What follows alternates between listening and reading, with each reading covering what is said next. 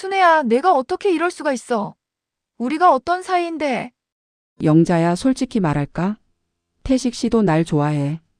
자기가 먼저 좋아한다고 했어. 거짓말. 영자의 목소리가 떨렸습니다.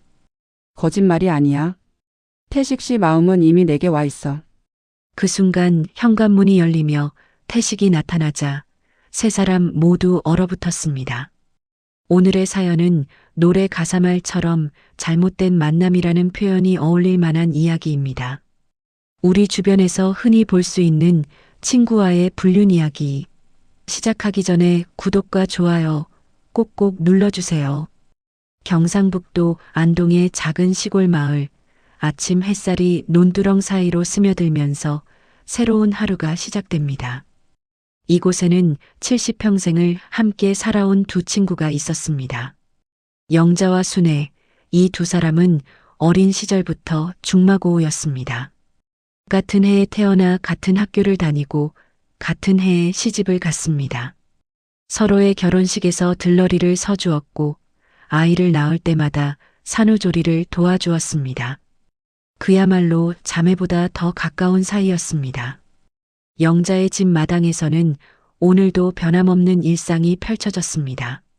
남편 태식이 호미를 들고 텃밭을 정리하고 있었고 영자는 된장찌개 냄새가 솔솔 풍기는 부엌에서 아침 준비를 하고 있었습니다. 결혼한 지 40여 년, 이제는 손자까지 둔 나이가 되었지만 두 사람의 일상은 여전히 평화로웠습니다. 태식은 은퇴한 지 벌써 5년이 되었습니다.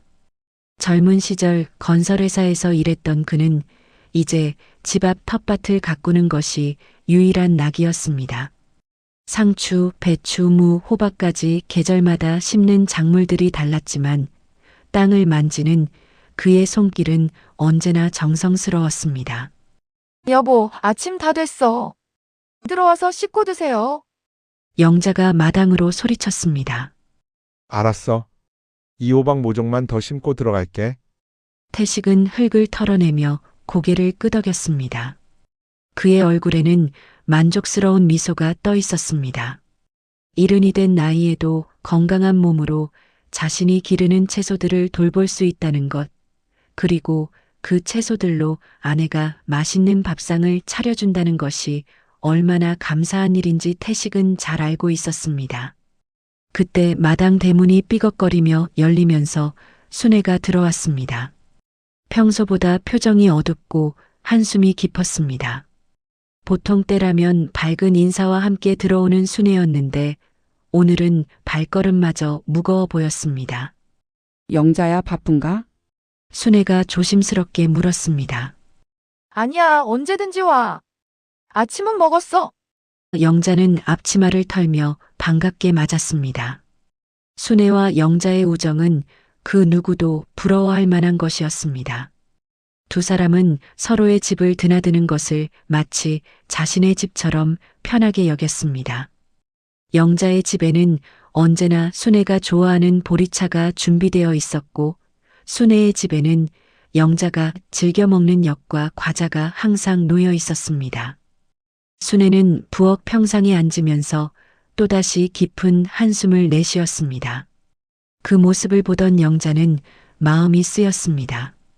어린 시절부터 알아온 친구인데 이렇게 우울한 모습은 처음 보는 것 같았습니다. 평소 순애는 웃음이 많고 밝은 성격이었습니다. 동네 사람들도 순애만 보면 기분이 좋아진다고 할 정도였는데 오늘의 모습은 완전히 달랐습니다. 순애야, 무슨 일 있어? 얼굴이 왜 그렇게 어두워? 영자가 순애 옆에 앉으며 걱정스럽게 물었습니다. 순애는 잠시 망설이다가 입을 열었습니다. 영자야, 우리 남편이 날 너무 힘들게 해. 요즘 들어서 더 심해진 것 같아. 어떡해? 맨날 트집만 잡아. 밥이 짜다 싱겁다 반찬이 맛없다. 하루 종일 불평만 해. 그리고 술 마시고 들어와서는 고함을 지르고 물건을 집어던지기까지 해. 순애의 목소리가 떨렸습니다. 영자는 깜짝 놀랐습니다. 순애의 남편 봉수는 평소에 과묵하지만 나쁜 사람은 아니라고 생각했었는데 이런 일이 있었다는 것을 전혀 몰랐습니다. 그렇게 심했어? 왜 진작 말하지 않았어? 부끄러워서. 그리고 남편 흉을 보는 것 같아서 말하기가 어려웠어. 순애가 고개를 떨궜습니다. 영자는 순애의 손을 잡았습니다. 그 손이 평소보다 더 말랐고 거칠어져 있다는 것을 느꼈습니다. 많이 힘들었구나. 넌 태식 씨랑 금술도 좋고 참 부럽다. 어떻게 그렇게 오래도록 사이좋게 지낼 수 있어? 순애의 목소리에는 진심 어린 부러움이 담겨 있었습니다. 그때 태식이 손을 씻고 부엌으로 들어왔습니다. 순애 씨 왔구나. 아침 먹고 가지 그래? 아니에요, 형부. 저는 먹었어요.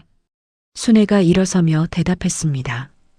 영자는 이 순간 무언가 이상한 기분을 느꼈습니다. 태식이 순애를 바라보는 시선이 평소와 달랐습니다.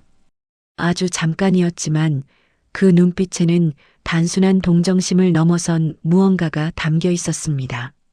마치 순애의 고통을 자신의 일처럼 여기는 듯한 너무나 깊은 관심이었습니다. 순애야, 힘든 일 있으면 언제든지 와. 우리가 도와줄 수 있는 일이 있으면 말하고. 태식이 다정하게 말했습니다. 그의 목소리에는 평소 영자에게 하는 것보다 더 부드러운 톤이 섞여 있었습니다. 영자는 이것을 놓치지 않았습니다. 고마워요, 형부. 정말 고마워요. 순애의 대답에도 뭔가 평소와 다른 미묘한 감정이 담겨 있었습니다. 영자는 이 짧은 대화를 지켜보면서 가슴 한구석이 답답해지는 것을 느꼈습니다. 설명할 수 없는 불안감이었습니다. 50년 가까이 알고 지낸 친구와 40여 년을 함께 살아온 남편 사이에 흐르는 이상한 기류를 감지한 것이었습니다. 순애가 돌아간 후 영자는 혼자 설거지를 하면서 깊은 생각에 잠겼습니다. 내가 너무 예민하게 생각하는 건가? 아니면 정말 뭔가 달라진 건가? 태식은 다시 텃밭으로 나갔지만 평소보다 일에 집중하지 못하는 것 같았습니다. 가끔 멍하니 하늘을 바라보거나 호미질을 멈추고 무언가를 생각하는 모습이었습니다. 심지어 평소라면 절대 실수하지 않을 모종 심기도 서툴러 보였습니다. 점심시간이 되었을 때 영자는 남편에게 조심스럽게 물어봤습니다. 여보, 순애가 많이 힘들어 보이던데 우리가 뭔가 도와줄 수 있을까? 태식은 잠시 수저를 멈추고 생각하더니 대답했습니다. 글쎄다. 부부 문제는 남이 끼어들기 어려운 일이니까 그래도 오래된 친구인데. 너무 깊이 개입하지는 말자. 괜히 우리까지 곤란해질 수 있어. 태식의 목소리에는 평소보다 단호함이 담겨 있었습니다. 하지만 영자는 태식의 눈빛에서 뭔가 다른 것을 읽었습니다. 마치 순애에 대한 걱정을 숨기려고 애쓰는 것 같았습니다. 영자는 고개를 끄덕였지만 마음 한구석의 불편함은 사라지지 않았습니다. 오후 내내 집안일을 하면서도 자꾸 순애와 태식의 모습이 떠올랐습니다. 그 묘한 시선과 대화의 톤이 계속 신경 쓰였습니다. 해가 저물어가는 저녁 무렵 영자는 마당에서 빨래를 걷어들이며 멀리 보이는 순애의 집을 바라봤습니다. 작은 연기가 굴뚝에서 올라오는 것을 보니 저녁 준비를 하고 있는 것 같았습니다. 문득 순애가 혼자서 모든 것을 견뎌내고 있을 생각을 하니 마음이 아팠습니다. 그날 밤 영자는 잠자리에 들면서도 계속 생각했습니다. 순애의 힘든 상황, 그리고 그것을 바라보는 태식의 눈빛. 뭔가 평범한 일상에 작은 변화가 일어나고 있다는 것을 느꼈습니다. 하지만 아직은 그것이 어떤 의미인지, 어디로 향하고 있는지 알 수 없었습니다. 그날 이후로 순애는 영자의 집을 더욱 자주 찾았습니다. 처음에는 일주일에 한두 번 정도였던 것이 이제는 이틀에 한 번, 그리고 어느새 거의 매일같이 나타났습니다. 영자는 친구가 힘든 시기를 보내고 있으니 당연하다고 생각했지만 점점 뭔가 석연치 않은 기분이 들기 시작했습니다. 특히 순애가 찾아오는 시간이 묘했습니다. 영자가 시장에 나가거나 동네 부인들과 모임이 있을 때 마치 그 시간을 노리기라도 한 듯이 나타나는 것이었습니다. 그리고 그럴 때마다 태식과 둘이서 이야기를 나누고 있었습니다. 형부 혼자 계세요? 영자는 어디 가셨어요? 순애가 대문을 열며 들어왔습니다. 태식은 텃밭에서 일하던 손을 멈추고 고개를 들었습니다. 아, 순애 씨? 영자는 시장 갔어. 금방 올 거야. 그럼 조금만 기다려도 될까요? 오늘도 집에서 참 힘든 일이 있었거든요. 순애의 목소리에는 애처로움이 가득했습니다. 태식은 호미를 내려놓고 순애를 바라봤습니다. 그녀의 눈가에는 눈물이 맺혀 있었고 어깨가 작게 떨리고 있었습니다. 70평생을 살아오면서 여자의 눈물만큼 남자의 마음을 흔드는 것은 없다는 것을 태식도 잘 알고 있었습니다. 뭔 일이야? 또 봉수 씨가 그랬어? 태식이 걱정스럽게 물었습니다. 순애는 고개를 끄덕이며 눈물을 닦았습니다. 어젯밤에 술 드시고 오셔서 제가 조금이라도 말대꾸를 하면 소리를 지르고 이웃집까지 들릴 정도로 큰 소리를 내세요. 태식은 마음이 복잡해졌습니다. 같은 마을에 살면서 봉수의 성격을 모르는 바는 아니었습니다. 평소에도 술을 좋아하고 성격이 거칠었지만 이 정도로 심할 줄은 몰랐습니다. 형부, 저는 왜 이렇게 사는 게 힘들까요? 순애가 태식을 바라보며 물었습니다. 그 순간 태식은 순애의 눈빛에서 뭔가 다른 것을 느꼈습니다. 단순한 하소연이나 위로를 구하는 것 이상의 무언가가 있었습니다. 순애의 눈빛에는 태식을 향한 간절함, 아니 그것보다 더 깊은 감정이 담겨 있었습니다. 인생이 다 그런 거지. 힘든 시기가 있으면 좋은 시기도 와. 태식이 무심코 위로의 말을 건넸습니다. 형부는 참 다정하세요. 영자 언니가 정말 복이 많아요. 순애가 태식을 올려다보며 말했습니다. 태식은 뭔가 어색함을 느꼈습니다. 순애의 시선이 평소와 달랐습니다. 마치 자신을 한 남자로 보는 듯한 그런 눈빛이었습니다. 그리고 그 시선이 자신에게 묘한 감정을 불러일으키고 있다는 것을 태식도 느꼈습니다. 그런 소리 말고 봉수 씨한테 한번 얘기해 볼까? 태식이 화제를 돌리려 했습니다. 아니에요. 괜히 더 복잡해질 수 있어요. 그냥 형부가 이렇게 들어주시는 것만으로도 충분해요. 순애가 태식의 손을 살짝 만졌습니다. 그 순간 태식의 마음에 전기가 흐르는 듯한 느낌이 들었습니다. 70이 된 나이에도 여전히 남자였고 순애의 부드러운 손길이 오랫동안 잊고 있던 감정을 깨웠습니다. 하지만 동시에 죄책감도 밀려왔습니다. 순애 씨, 태식이 말을 시작하려는 순간 영자의 목소리가 마당에서 들려왔습니다. 여보, 시장에서 좋은 고등어 사왔어. 순애는 재빨리 손을 뺐고 태식은 다시 호미를 들었습니다. 하지만 두 사람 모두 심장이 빨리 뛰고 있었습니다. 영자가 부엌으로 들어오면서 순애를 발견했습니다. 순애야. 언제 왔어? 조금 전에 왔어. 형부랑 이야기하고 있었어. 순애가 자연스럽게 대답했습니다. 하지만 영자는 뭔가 이상함을 느꼈습니다. 태식의 얼굴이 평소보다 붉어져 있었고 순애도 왠지 당황한 기색이 역력했습니다. 그리고 무엇보다 두 사람 사이에 흐르는 묘한 긴장감을 감지했습니다. 무슨 이야기를 그렇게 진지하게 했어?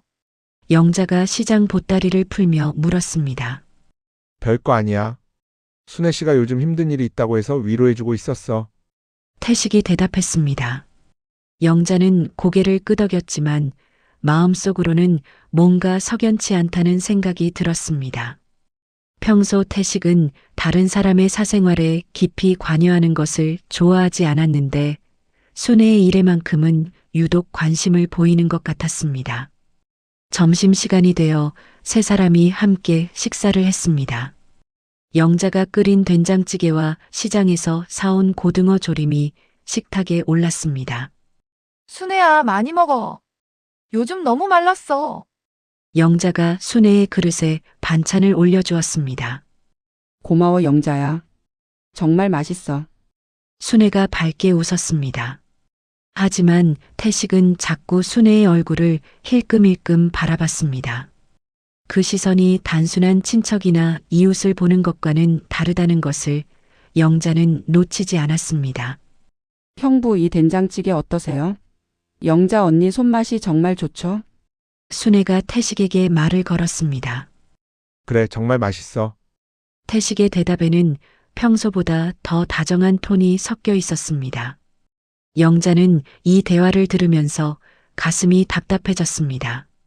뭔가 자신이 빠진 상태에서 남편과 친구 사이에 은밀한 교감이 이루어지고 있다는 느낌이었습니다.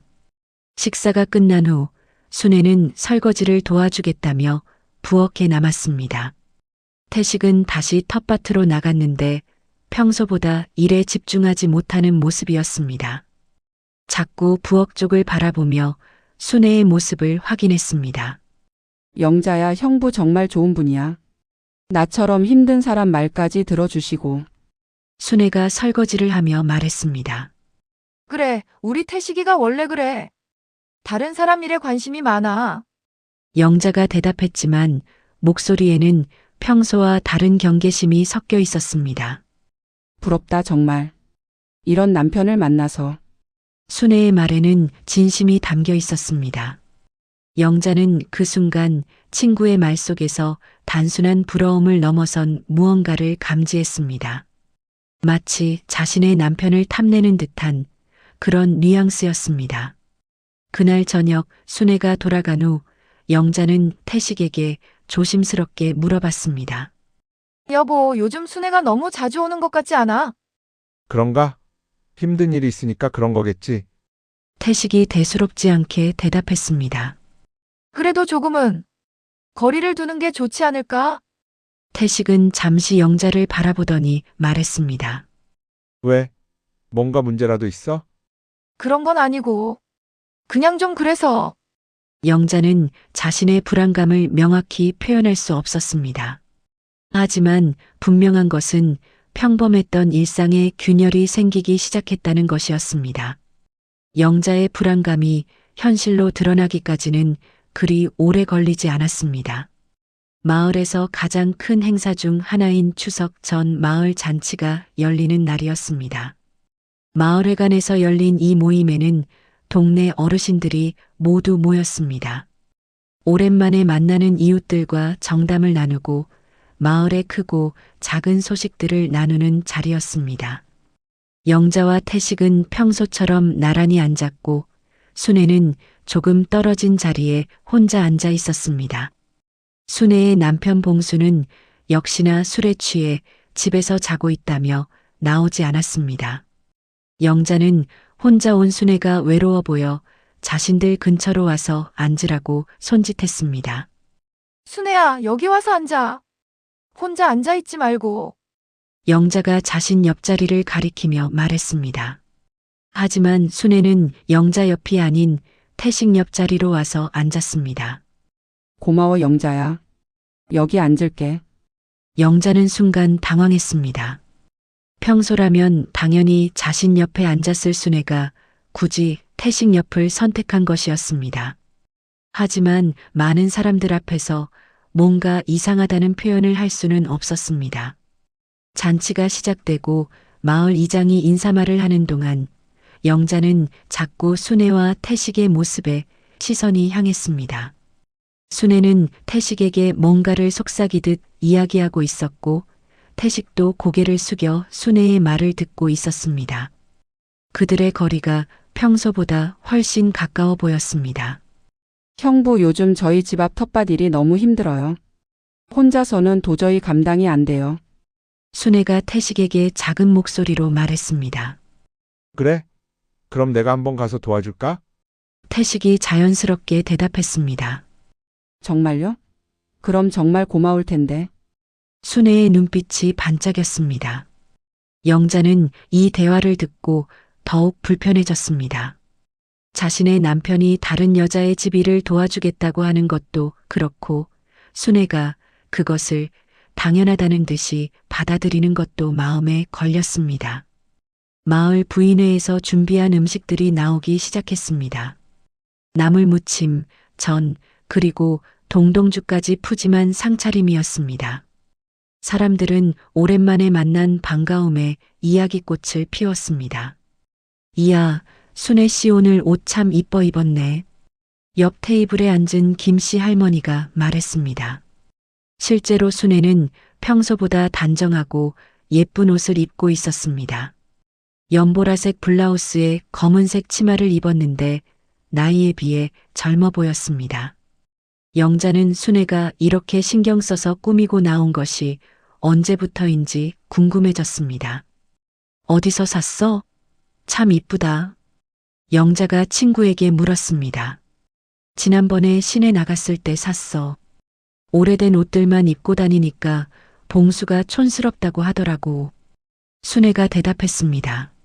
하지만 영자의 눈에는 순애가 남편 봉수를 위해서가 아니라 다른 누군가를 의식해서 그렇게 꾸민 것처럼 보였습니다. 그리고 그 누군가가 바로 자신의 남편 태식일 수도 있다는 생각이 스쳤습니다. 시간이 지나면서 분위기가 더욱 무르익었습니다. 동동주를 조금씩 마신 사람들의 목소리가 커지고 웃음소리도 잦아졌습니다. 그런 가운데서도 순애와 태식은 계속해서 서로에게만 집중하는 듯한 모습을 보였습니다. 태식아, 요즘 농사일은 어때? 마을 이장이 태식에게 물었습니다. 그럭저럭해요. 나이가 들어서 예전만 못하지만 태식이 겸손하게 대답했습니다. 그래도 태식이는 부지런해. 집 앞 텃밭 보면 정말 잘 가꿨더라고. 이웃집 할아버지가 칭찬했습니다. 그때 순애가 끼어들었습니다. 맞아요. 형부는 정말 손재주가 좋으세요. 저희 집도 좀 도와주시면 좋을 텐데. 순애 씨 집은 봉수 씨가 있잖아. 이장이 웃으며 말했습니다. 저희 남편은 요즘 몸이 안 좋아서 일을 못해요. 순애가 어둡게 표정을 지었습니다. 태식이 순애를 바라보는 눈빛에는 동정과 함께 뭔가 다른 감정이 섞여 있었습니다. 영자는 그 순간을 놓치지 않았습니다. 그럼 내가 시간 날 때 한번 가볼게. 태식이 순애에게 말했습니다. 그 순간 마을에서 가장 수다스럽기로 유명한 박씨 할머니가 큰 소리로 말했습니다. 아이고, 태식이 형수보다 순애 씨랑 더 잘 어울리겠네. 둘이 나란히 앉아 있으니까 영락없는 부부 같아. 순간 모든 사람들이 웃음을 터뜨렸습니다. 농담이었지만 그 말을 들은 영자의 마음은 얼음처럼 굳어졌습니다. 다른 사람들도 자신과 같은 것을 느끼고 있었던 것입니다. 할머니, 그런 소리 하지 마세요. 순애가 얼굴을 빨갛게 하며 말했습니다. 하지만 그 반응조차 영자에게는 의미심장하게 느껴졌습니다. 진짜로 부끄러워하는 것인지 아니면 들켜서 당황하는 것인지 구분할 수 없었습니다. 태식도 어색한 웃음을 지으며 할머니가 농담이 심하네요라고 말했지만 그의 귀가 빨갛게 달아올라 있었습니다. 잔치가 끝날 무렵 사람들이 하나둘 자리를 뜨기 시작했습니다. 영자는 집으로 가자고 태식에게 말했지만 태식은 순애를 집까지 바래다 주겠다고 했습니다. 순애 씨 혼자 집에 가기엔 너무 늦었어. 내가 바래다 줄게. 태식이 말했습니다. 아니에요, 형부. 괜찮아요. 순애가 사양했지만 그 사양이 진심인지 의례적인 것인지 애매했습니다. 그냥 같이 가자. 어차피 우리 집이랑 가는 길이 비슷해. 태식이 고집했습니다. 영자는 할 수 없이 세 사람이 함께 걸어가게 되었습니다. 하지만 걸어가는 내내 태식과 순애는 앞서 걸었고 영자는 뒤에서 따라 걸었습니다. 마치 자신이 남의 일을 구경하는 구경꾼이 된 것 같은 기분이었습니다. 순애의 집 앞에 도착했을 때 순애는 태식에게 말했습니다. 정말 고마워요, 형부. 덕분에 안전하게 집에 왔어요. 별거 아니야. 다음에도 늦으면 말해. 태식의 목소리에는 평소보다 더 부드러운 톤이 깃들어 있었습니다. 집에 돌아와서 영자는 더 이상 참을 수 없었습니다. 하루 종일 쌓였던 불안과 의심이 폭발할 것만 같았습니다. 당신 왜 그렇게 순애 곁에 붙어 있었어? 영자가 태식에게 물었습니다. 태식은 넥타이를 풀며 짜증 섞인 목소리로 대답했습니다. 괜한 소리 좀 하지 마. 오래된 친구라서 그런 거지. 그리고 순애 씨가 요즘 힘든 일이 많다고 하잖아. 그래도 사람들이 뭐라고 할까봐 걱정돼. 뭐라고 하긴 뭘 하겠어? 그냥 이웃 간에 도와주는 거지. 태식이 퉁명스럽게 말했습니다. 영자는 더 이상 말할 수 없었습니다. 구체적인 증거도 없이 남편을 의심한다는 것이 옳지 않다고 생각했기 때문입니다. 하지만 마음속 깊은 곳에서는 불안이 점점 커져만 갔습니다. 그날 밤 영자는 잠을 이루지 못했습니다. 박씨 할머니가 한 말이 계속 머릿속에 맴돌았습니다. 둘이 나란히 앉아 있으니까 영락없는 부부 같아. 그 말이 단순한 농담이었을까요? 아니면 다른 사람들도 느끼고 있는 무언가를 표현한 것일까요? 마을 잔치가 있었던 그날 밤부터 영자의 마음은 무너져 내렸습니다. 태식의 코고는 소리마저 평소보다 더 거슬렸고 자꾸만 순애와 태식이 나란히 앉아있던 모습이 떠올랐습니다. 그리고 박씨 할머니의 말이 귓가에서 맴돌았습니다. 둘이 나란히 앉아있으니까 영락없는 부부 같아. 며칠 후 영자의 불안은 현실이 되기 시작했습니다. 여보, 순애 시집 텃밭 좀 도와주고 올게. 태식이 어느 날 오후에 말했습니다. 내가 같이 갈까? 영자가 제안했습니다. 아니야, 괜찮어. 금방 올게. 태식이 서둘러 거절했습니다. 영자는 가슴이 철렁했습니다. 예전에는 이런 일에 항상 함께 갔었는데 언제부터 태식은 자신을 배제하기 시작한 것일까요? 태식이 나간 후 몇 시간이 지났지만 돌아오지 않았습니다. 해가 뉘엿뉘엿 지고 있는데도 소식이 없었습니다. 영자는 불안한 마음에 집 앞을 서성거렸습니다. 드디어 태식이 돌아왔을 때 영자는 깜짝 놀랐습니다. 태식의 옷에서 순애가 즐겨 쓰는 향수 냄새가 났기 때문입니다. 미묘하지만 분명한 냄새였습니다. 일이 많았어? 영자가 떨리는 목소리로 물었습니다. 응, 생각보다 할 일이 많더라. 순애 씨가 참 힘들게 살고 있어. 태식의 목소리에는 평소와 다른 깊은 애틋함이 담겨 있었습니다. 그 순간 영자는 직감했습니다. 남편의 마음이 자신에게서 멀어지고 있다는 것을. 며칠이 더 지난 어느 날 밤 운명적인 순간이 찾아왔습니다. 태식이 씻으러 들어간 사이 거실 테이블 위에 놓인 그의 휴대폰에서 메시지 알림이 울렸습니다. 평소라면 절대 남편의 휴대폰을 들여다보지 않았을 영자였지만 이상하게도 그날은 손이 저절로 움직였습니다. 화면을 켜는 순간 영자의 세상이 무너져 내렸습니다. 순애에게서 온 메시지가 선명하게 보였습니다. 오늘도 고마워요. 당신 아니었으면 못 버텼을 거예요. 영자의 손끝이 얼음처럼 차가워졌습니다. 당신이라는 호칭이 충격적이었습니다. 언제부터 순애가 태식을 이렇게 친밀하게 불렀던 것일까요? 더 충격적인 것은 위로 올려보니 매일같이 오고 간 메시지들이었습니다. 형부, 오늘 하루도 수고 많으셨어요. 순애 씨도 고생했어. 몸조리 잘하고. 형부 덕분에 요즘 마음이 많이 편해졌어요. 하지만 진짜 충격은 그 다음이었습니다. 며칠 전 메시지를 보는 순간 영자는 숨이 막혔습니다. 형부, 내일 오후 2시에 와주실 수 있어요?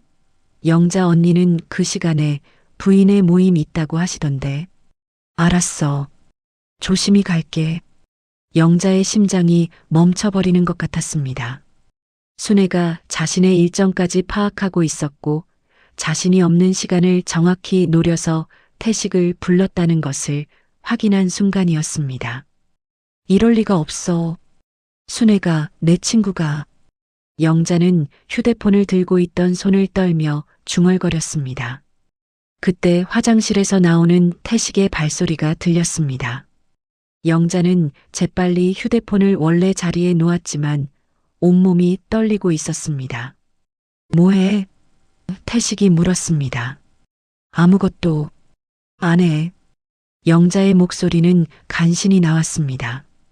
태식은 휴대폰을 집어들고 메시지를 확인했습니다. 순애의 메시지를 보는 그의 얼굴에 미묘한 미소가 떠올랐습니다. 영자는 그 미소를 보며 가슴이 찢어지는 것 같았습니다. 자신에게는 언제부터 저런 미소를 짓지 않게 되었을까요? 그날 밤 영자는 이불을 끌어안고 조용히 울었습니다. 40여 년을 함께 살아온 남편, 그리고 50년을 알고 지낸 친구. 이 두 사람이 자신 모르게 이렇게 가까워지고 있었다는 현실이 너무나 잔혹했습니다. 내가 뭘 잘못했을까? 언제부터 태식의 마음이 내게서 멀어진 걸까? 더욱 괴로운 것은 아직 결정적인 증거는 없다는 것이었습니다. 하지만 영자의 가슴 속에서는 이미 확신이 자라나고 있었습니다. 메시지의 톤, 태식의 변한 모습, 순애의 계산된 듯한 행동들, 모든 것이 한 방향을 가리키고 있었습니다. 다음 날 아침 영자는 거울을 보며 자신의 모습을 살펴봤습니다. 언제부터인가 늘어진 뺨, 깊어진 주름, 그리고 윤기를 잃은 머리카락. 순애에 비해 자신이 너무 초라해 보였습니다. 아침을 차리면서 영자는 태식을 유심히 관찰했습니다. 평소보다 자주 휴대폰을 확인하고 거울을 보며 머리를 다듬고 더 깔끔한 옷을 입는 모습, 모든 것이 의미심장하게 느껴졌습니다. 여보, 오늘 어디 나가?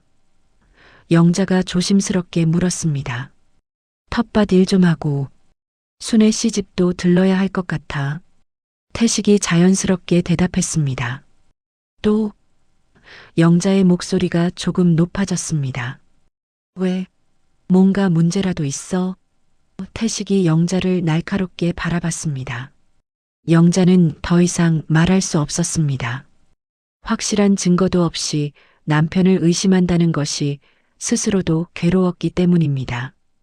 그날 오후 영자는 창문 너머로 멀리 보이는 순애의 집을 바라봤습니다. 작은 연기가 굴뚝에서 올라오고 있었고 마당에는 빨래가 널려 있었습니다. 평범해 보이는 그 집에서 지금 무슨 일이 일어나고 있을까요? 해가 저물어가는 저녁 영자의 마음속에서는 폭풍이 몰아치고 있었습니다. 더 이상 이런 상태로는 견딜 수 없었습니다. 진실을 확인해야 했습니다. 그것이 아무리 잔혹한 현실이라 하더라도 영자는 며칠 동안 잠을 제대로 이루지 못했습니다. 태식의 휴대폰에서 본 메시지들이 머릿속에서 맴돌았고 더 이상 의심만 하고 있을 수는 없었습니다. 진실을 확인해야 했습니다. 여보, 오늘 오후에 시내 나가서 약 좀 지어올게. 태식이 아침에 말했습니다. 약? 어디 아파? 영자가 놀라며 물었습니다. 혈압약 떨어져 가서. 태식이 대수롭지 않게 대답했습니다. 하지만 영자는 알고 있었습니다. 태식의 혈압약은 아직 충분히 남아있다는 것을. 이것은 분명 거짓말이었습니다. 태식이 외출 준비를 하는 모습은 평소와 달랐습니다. 더 신경 써서 머리를 빗고 좋은 옷을 입고 면도도 깔끔하게 했습니다. 약을 지으러 가는 사람의 모습이 아니었습니다. 태식이 나간 후 영자는 결심했습니다. 더 이상 의심 속에서 살 수 없었습니다. 1시간 후 영자는 집을 나섰습니다. 마을길을 걸으며 문득 한 가지 가능성이 스쳤습니다. 혹시 태식이 순애의 집에 있는 것은 아닐까? 순애의 집에 다가가자 영자의 심장이 빨리 뛰기 시작했습니다. 그리고 집 앞 마당에서 그것을 발견했습니다. 태식의 자전거가 세워져 있었습니다. 정말 여기 있었구나. 영자의 다리에서 힘이 빠졌습니다. 영자는 조심스럽게 집 주변을 돌아 거실 창문 쪽으로 다가갔습니다. 커튼 사이로 안을 들여다본 순간 세상이 무너져 내렸습니다. 태식이 순애와 함께 소파에 앉아 있었습니다. 순애는 태식의 어깨에 머리를 기대고 있었고 태식은 순애의 손을 잡고 있었습니다. 두 사람의 모습은 연인 같았습니다. 창문이 살짝 열려 있어서 그들의 대화가 들렸습니다. 태식 씨, 당신이 없었다면 정말 어떻게 살았을지 몰라요. 순애의 목소리였습니다. 나도 순애 씨를 만나고 나서 삶이 달라진 것 같아. 태식의 목소리에는 영자에게 한 번도 들려준 적 없는 다정함이 담겨 있었습니다. 영자의 온몸이 떨렸습니다. 이것은 단순한 위로가 아니었습니다. 우리가 이래도 될까요? 영자 언니에게 미안해요. 순애가 말했습니다. 영자는 이미 나를 그냥 남편으로만 봐. 하지만 순애 씨는 나를 한 남자로 봐줘. 태식의 말이 영자의 가슴을 찔렀습니다. 저도 태식 씨를 정말 좋아해요. 그 순간 태식이 순애의 뺨을 살짝 어루만졌습니다. 순애는 눈을 감고 그 손길을 받아들였습니다. 아니야. 이럴 리가. 영자가 작게 중얼거리며 뒷걸음쳤습니다. 40여 년을 함께 살아온 남편과 50년을 알고 지낸 친구가 자신을 배신하고 있었던 것입니다. 더 이상 볼 수 없었습니다. 영자는 비틀거리며 집으로 돌아왔습니다. 현관문을 열고 들어서는 순간 무릎이 꺾이며 거실 바닥에 주저앉았습니다. 내가 뭘 잘못했을까? 왜 하필 내 친구와? 눈물이 쏟아졌습니다. 지난 몇 달 동안의 모든 것이 이제야 이해되었습니다. 순애가 자주 찾아온 이유, 태식의 변화, 둘 사이의 묘한 분위기, 모든 것이 이미 시작된 일이었습니다. 한참을 울고 있을 때 현관문이 열렸습니다. 태식이 돌아온 것입니다. 다녀왔어. 태식의 목소리가 평소와 다름없이 들렸습니다. 영자는 재빨리 눈물을 닦고 일어났습니다. 약은 잘 지어왔어? 응, 잘 지어왔어. 태식이 태연하게 거짓말을 했습니다. 영자는 태식의 얼굴을 봤습니다. 조금 전까지 다른 여자와 있었던 사람이 이렇게 평온할 수 있다는 것이 믿어지지 않았습니다. 시내는 어땠어? 별일 없었어. 약국 갔다 바로 왔지. 그 순간 영자는 깨달았습니다. 자신이 알던 태식은 이미 없다는 것을. 지금 앞에 서 있는 사람은 자신에게 거짓말을 하고 친구와 바람을 피우는 낯선 사람이었습니다. 저녁 식사 시간 영자는 밥을 넘기기 힘들었습니다. 자꾸만 순애와 태식의 모습이 떠올랐습니다. 밥 안 먹어? 태식이 물었습니다. 속이 좀 그래서 몸살 기운 있나? 일찍 쉬어. 태식의 말에는 예전 같은 걱정이 없었습니다. 그날 밤 영자는 태식의 코 고는 소리를 들으며 잠을 이루지 못했습니다. 옆에 누워있는 남편이 더 이상 자신의 사람이 아니라는 현실을 받아들여야 했습니다. 하지만 이대로 끝낼 수는 없었습니다. 배신당한 아픔도 컸지만 더 큰 것은 분노였습니다. 50년 우정을 배신한 순애에 대한 분노, 40년 결혼 생활을 우습게 만든 태식에 대한 분노. 영자는 마음속으로 다짐했습니다. 이제 직접 맞서야 할 때가 왔다고. 더 이상 숨어서 당하고만 있을 수는 없었습니다. 창밖으로 보이는 순애의 집에 불이 꺼져 있었습니다. 내일은 반드시 그 집을 찾아가야겠다고 영자는 생각했습니다. 모든 것을 끝낼 때가 온 것입니다. 그날 밤을 하얗게 새운 영자는 아침이 되자마자 결심을 굳혔습니다. 더 이상 이런 배신을 참고 넘어갈 수는 없었습니다. 50년 우정을 배신한 순애와 직접 맞서야 할 때가 온 것입니다.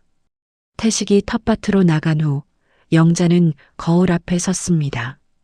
밤새 울어서 부은 눈이 오히려 자신에게 힘을 주는 것 같았습니다. 이제 끝내야 해.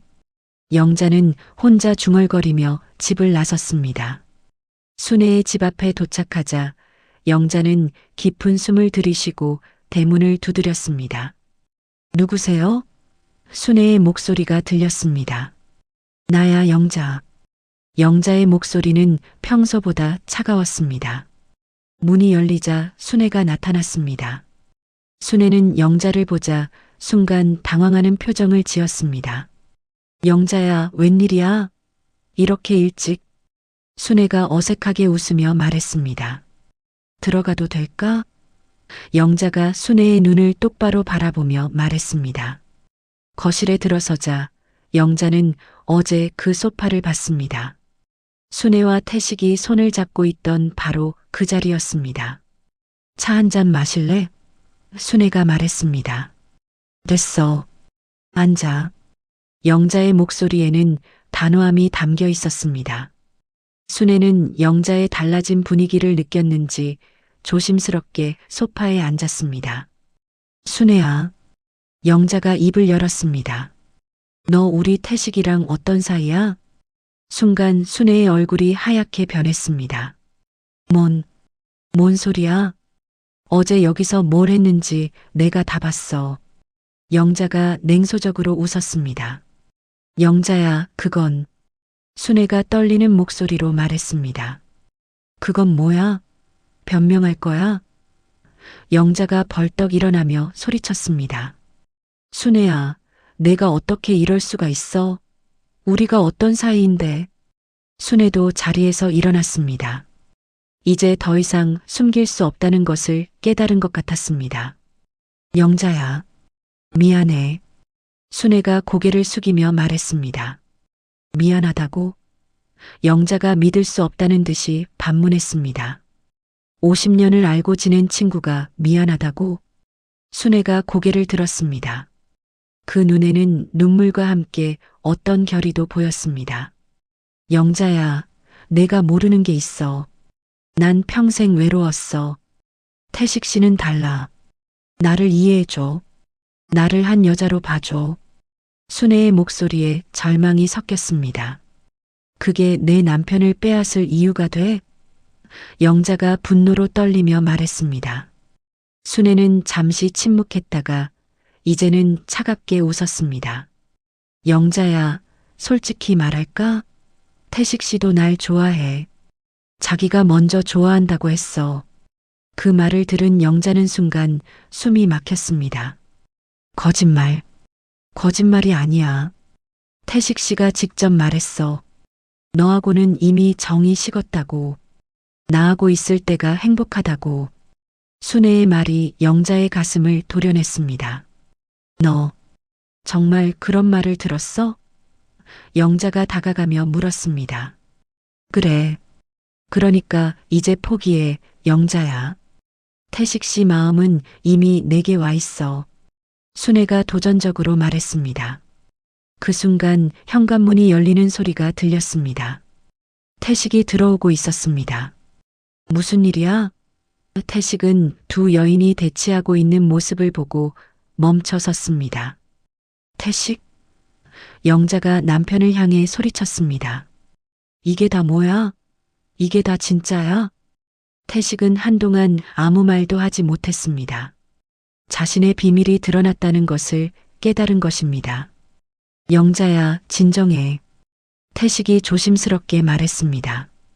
진정하라고? 당신이 다른 여자와 바람 피우고 있는데? 영자의 목소리가 떨렸습니다.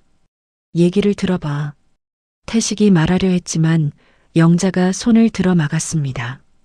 이제 됐어. 충분히 들었어. 영자가 차갑게 말했습니다. 영자는 순애를 다시 바라봤습니다. 순애야, 내가 이겼어. 내 남편도, 내 친구도 모두 잃었어. 순애는 그제서야 미안한 표정을 지었지만 이미 늦었습니다. 하지만 기억해둬. 이런 식으로 얻은 사랑이 오래 갈 거라고 생각하지 마. 영자가 마지막으로 말했습니다. 태식은 두 여인 사이에서 당황했습니다. 그만해. 더 이상 이런 일은 없을 거야. 하지만 이미 세 사람의 관계는 돌이킬 수 없을 만큼 무너져 있었습니다. 영자는 더 이상 할 말이 없다는 듯이 문 쪽으로 향했습니다. 이제 끝이야. 순애가 뒤에서 불렀습니다. 영자야. 하지만 영자는 돌아보지 않았습니다. 문을 열고 나가면서 마지막으로 말했습니다. 순애야, 태식아. 잘 살아봐. 하지만 이런 시작이 좋은 끝을 가져다 줄 거라고는 생각하지 마. 영자가 나간 후 태식과 순애는 서로를 바라보며 말없이 서 있었습니다. 갑작스럽게 터져버린 진실 앞에서 둘 다 무엇을 해야 할지 몰랐습니다. 이제 어떻게 하지? 순애가 작은 목소리로 물었습니다. 태식은 고개를 저었습니다. 모르겠어. 이렇게 될 줄은 몰랐어. 50년 우정과 40년 결혼 생활이 하루아침에 산산조각이 났습니다. 그리고 그 파편들 위에서 세 사람 모두 상처를 입고 서 있었습니다. 순애의 집을 나온 영자는 비틀거리며 집으로 돌아왔습니다. 현관문을 열고 들어서자마자 무릎이 꺾이며 바닥에 주저앉았습니다. 모든 것이 끝났다는 현실감이 밀려왔습니다. 정말 끝이구나. 영자는 혼자 중얼거리며 눈물을 흘렸습니다. 그날부터 영자는 집에서 나오지 않았습니다. 밥도 제대로 챙겨 먹지 않고 잠도 제대로 자지 못했습니다. 태식은 그날 밤늦게 돌아왔지만 두 사람은 서로 말을 하지 않았습니다. 며칠이 지나자 영자의 몸이 눈에 띄게 수척해졌습니다. 거울에 비친 자신의 모습이 마치 다른 사람 같았습니다. 충격과 분노, 그리고 배신감이 그녀의 몸과 마음을 갉아먹고 있었습니다. 일주일째 되던 날 영자는 열이 나기 시작했습니다. 온몸이 아프고 기운이 없어서 침대에서 일어날 수조차 없었습니다. 태식이 걱정스럽게 다가왔습니다. 영자야, 병원에 가자. 이러면 안 돼. 태식이 말했습니다. 건드리지 마. 영자가 약한 목소리로 말했습니다. 나한테 다가오지도 마. 태식은 할 수 없이 물러났지만 영자의 상태가 심각하다는 것을 알 수 있었습니다. 결국 동네 의사를 불러서 치료를 받게 했습니다. 심한 스트레스로 인한 몸살이군요. 충분한 휴식과 안정이 필요합니다. 의사가 말했습니다. 영자는 일주일 더 침대에서 보냈습니다. 그 시간 동안 많은 생각을 했습니다. 분노와 원망, 그리고 자책감이 번갈아가며 마음을 괴롭혔습니다. 내가 뭘 잘못했을까? 태식에게 부족한 아내였나? 순애에게는 나쁜 친구였나? 하지만 시간이 지나면서 영자는 다른 생각도 하게 되었습니다. 이렇게 분노에만 사로잡혀 있으면 내가 더 망가질 뿐이야. 나는 나 자신을 지켜야 해. 몸이 조금 나아진 후 영자는 처음으로 집 밖으로 나왔습니다. 마을길을 걸으며 맑은 공기를 마시니 마음이 조금 가벼워졌습니다. 그리고 우연히 마을 교회 앞을 지나게 되었습니다. 교회 앞 게시판에는 상처받은 마음의 치유 모임이라는 안내문이 붙어 있었습니다. 영자는 한참을 그 글을 바라보다가 발걸음을 돌렸습니다. 며칠 후 영자는 용기를 내어 그 모임에 참석했습니다. 작은 교회 지하실에는 비슷한 아픔을 가진 사람들이 모여 있었습니다. 이혼을 경험한 사람, 자녀를 잃은 사람, 배신을 당한 사람들이 모여서 서로의 이야기를 나누고 있었습니다. 안녕하세요. 처음 오셨네요. 모임을 인도하는 목사님이 영자에게 다정하게 말했습니다. 네. 그냥 한번 와봤습니다. 영자가 조심스럽게 대답했습니다. 그날 모임에서 영자는 다른 사람들의 이야기를 들었습니다. 자신보다 더 큰 아픔을 겪은 사람들이 많았습니다. 그리고 그들이 어떻게 그 아픔을 극복해 나가고 있는지도 들을 수 있었습니다. 저는 남편이 젊은 여자와 바람을 피워서 이혼했습니다. 처음에는 정말 죽고 싶었어요. 한 할머니가 말했습니다. 하지만 이제는 이해해요. 분노로는 아무것도 해결되지 않는다는 것을. 또 다른 할머니가 말했습니다. 저도 친한 친구에게 배신당했어요. 하지만 그 원망을 놓아버리고 나서야 제가 자유로워졌어요. 영자는 그들의 이야기를 들으며 많은 것을 생각했습니다.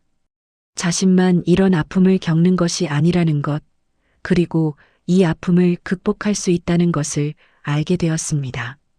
모임이 끝날 때 목사님이 말했습니다. 용서는 상대방을 위한 것이 아니라 결국 자신을 위한 것입니다. 용서해야만 우리가 자유로워질 수 있어요. 그 말은 영자의 얼어붙은 가슴을 서서히 녹이기 시작했습니다. 집에 돌아온 영자는 거울을 봤습니다. 몇 주 전보다는 많이 나아진 자신의 모습을 확인할 수 있었습니다. 여전히 아팠지만 그 아픔이 전부는 아니라는 것을 깨달았습니다. 그날 밤 영자는 오랜만에 태식과 대화를 나눴습니다. 태식, 우리 이야기 좀 해야겠어. 영자가 말했습니다. 태식은 놀란 표정으로 영자를 바라봤습니다. 영자야, 들어봐. 나 더 이상 분노에 사로잡혀서 살고 싶지 않아. 영자가 차분하게 말했습니다. 미안해, 정말 미안해. 태식이 고개를 숙이며 말했습니다. 미안하다고 해서 달라지는 건 없어. 하지만 나는 이제 나 자신을 위해서 살아야겠어. 영자의 목소리에는 새로운 결연함이 담겨 있었습니다. 태식은 영자의 달라진 모습을 보며 놀랐습니다. 예전의 영자라면 울면서 매달렸을 텐데 지금의 영자는 달랐습니다. 순애하고는 어떻게 됐어? 영자가 담담하게 물었습니다. 끝났어. 그날 이후로 만나지 않았어. 태식이 조용히 대답했습니다. 그래. 영자가 고개를 끄덕였습니다. 며칠 후 영자는 우연히 시장에서 순애를 만났습니다. 순애는 영자를 보자 당황하며 피하려고 했습니다. 순애야. 영자가 순애를 불렀습니다. 순애는 천천히 영자에게 다가왔습니다. 영자야. 미안해. 이제 됐어. 영자가 말했습니다. 나도 이제 놓아줄 거야. 뭘? 분노도 원망도, 그리고 우리 사이의 모든 것도. 영자의 목소리는 평온했습니다. 순애는 눈물을 흘렸습니다. 영자야, 정말 미안해. 내가 정말 잘못했어. 알아. 하지만 이제 각자 자신의 길을 가야 해. 영자가 말했습니다. 그날 저녁 영자는 교회 모임에서 들었던 말을 다시 생각했습니다. 용서는 상대방을 위한 게 아니라 결국 자신을 위한 것이다. 영자는 깨달았습니다. 용서한다는 것은 상대방을 받아들인다는 것이 아니라 자신을 그 아픔에서 자유롭게 해주는 것이라는 것을. 그리고 그 용서를 통해서만 새로운 시작이 가능하다는 것을. 창밖으로 보이는 저녁 노을이 아름다웠습니다. 영자는 오랜만에 그 아름다움을 제대로 느낄 수 있었습니다. 상처는 여전히 있었지만 그 상처가 자신의 전부가 아니라는 것을 알게 되었습니다. 몇 달이 흘렀을 때 마을에 충격적인 소문이 돌기 시작했습니다. 순애와 봉수가 결국 갈라섰다는 이야기였습니다. 봉수가 순애의 바람기를 알고 크게 화를 내며 집에서 내쫓았다는 것이었습니다. 순애 씨가 혼자 읍내 작은 원룸에서 산다더라. 이웃 할머니가 영자에게 말했습니다. 영자는 그 소식을 들으며 복잡한 기분이었습니다. 분노도 동정도 아닌 묘한 감정이었습니다. 더 놀라운 것은 순애와 태식의 관계도 끝났다는 소식이었습니다. 결국 그들의 관계도 오래가지 못한 것이었습니다. 어느 날 저녁 태식이 영자 앞에 무릎을 꿇고 앉았습니다. 그의 눈에는 진실한 후회의 눈물이 흐르고 있었습니다. 영자야, 잘못했어. 정말 잘못했어. 태식이 떨리는 목소리로 말했습니다. 일어나. 영자가 담담하게 말했습니다. 제발 용서해줘. 다시는 안 그럴게. 순애하고도 완전히 끝났어. 태식이 울면서 매달렸습니다. 영자는 태식을 내려다보며 말했습니다. 태식, 나는 이미 용서했어. 정말? 태식의 눈에 희망이 보였습니다. 하지만 용서하는 것과 다시 예전으로 돌아가는 것은 달라.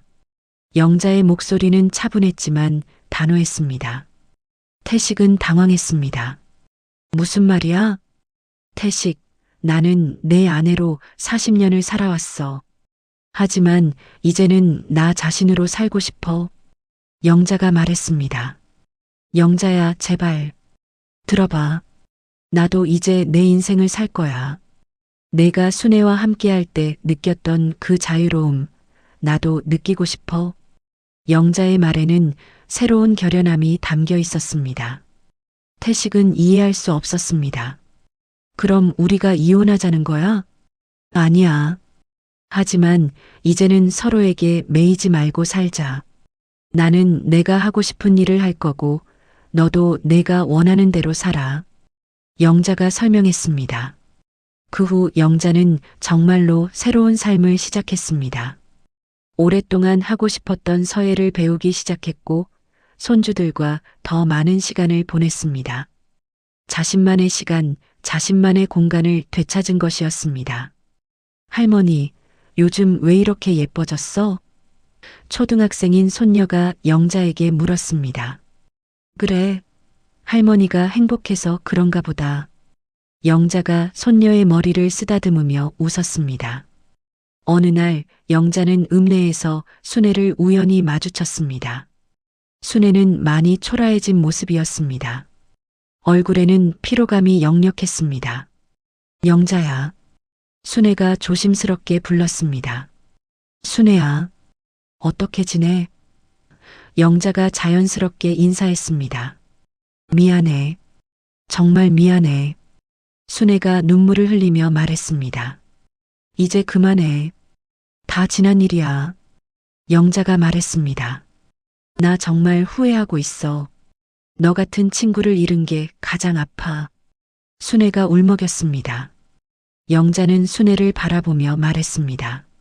순애야, 우리 모두 실수를 해. 중요한 건 그 실수에서 배우는 거야. 용서해 줄 수 있어?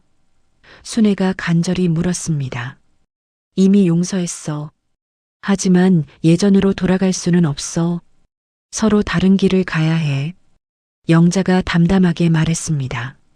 집에 돌아온 영자는 태식과 완전히 새로운 관계를 만들어가고 있었습니다. 서로를 구속하지 않고 각자의 삶을 존중하며 지내는 것이었습니다. 여보, 내일 낚시 가려고 해. 태식이 저녁에 말했습니다. 그래, 재미있게 다녀와. 영자가 웃으며 대답했습니다. 예전 같으면 투정을 부렸을 텐데 이제는 서로의 자유를 인정하고 있었습니다. 영자는 서예 선생님의 권유로 작은 전시회에도 참여하게 되었습니다. 자신이 쓴 글씨가 전시되는 것을 보며 뿌듯함을 느꼈습니다. 영자가 쓴 작품은 용서라는 글자였습니다.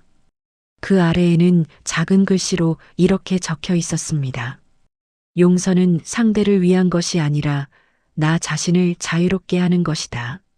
할머니 작품이 가장 마음에 와닿아요. 전시회를 보러 온 한 관람객이 말했습니다. 그날 밤 영자는 오랫동안 끊어졌던 일기를 다시 썼습니다. 배신은 정말 깊은 상처를 남겼다. 하지만 그 상처를 통해서 나는 더 강해졌고 진정한 나 자신을 찾을 수 있었다. 용서는 쉽지 않았지만 그것이 내 마음을 자유롭게 해주는 열쇠였다. 창밖으로 보이는 밤하늘에는 별들이 반짝이고 있었습니다. 영자는 그 별들을 바라보며 미소를 지었습니다. 인생의 겨울이 지나고 새로운 봄이 오고 있다는 것을 느낄 수 있었습니다. 몇 개월 후 영자는 마을 사람들 앞에서 자신의 이야기를 나누게 되었습니다. 교회 모임에서 간증을 하게 된 것이었습니다. 저는 배신당했을 때 세상이 무너지는 줄 알았습니다. 하지만 이제 깨달았습니다. 진정한 행복은 다른 사람에게서 얻는 것이 아니라 자신 안에서 찾는 것이라는 것을. 청중들은 영자의 이야기에 깊이 감동했습니다. 많은 사람들이 눈물을 흘리며 박수를 쳤습니다. 영자는 마지막으로 말했습니다. 배신은 깊은 상처를 남기지만 용서는 우리 삶을 되찾는 열쇠입니다. 저는 이제 진정으로 자유로운 사람이 되었습니다. 그날 저녁 영자는 거울 앞에 섰습니다. 거기에는 완전히 새로워진 자신이 서 있었습니다. 나이는 들었지만 눈빛은 더욱 빛나고 있었습니다. 진정한 자신을 찾은 사람의 얼굴이었습니다. 오늘의 이야기는 여기까지입니다. 우리가 절대 건드리지 말아야 하는 건 내 친구의 남편, 내 친구의 친구라는 걸 깨닫는 시간이었습니다. 재미있었다면 다음 이야기를 위해 구독과 좋아요 다시 한번 부탁드립니다.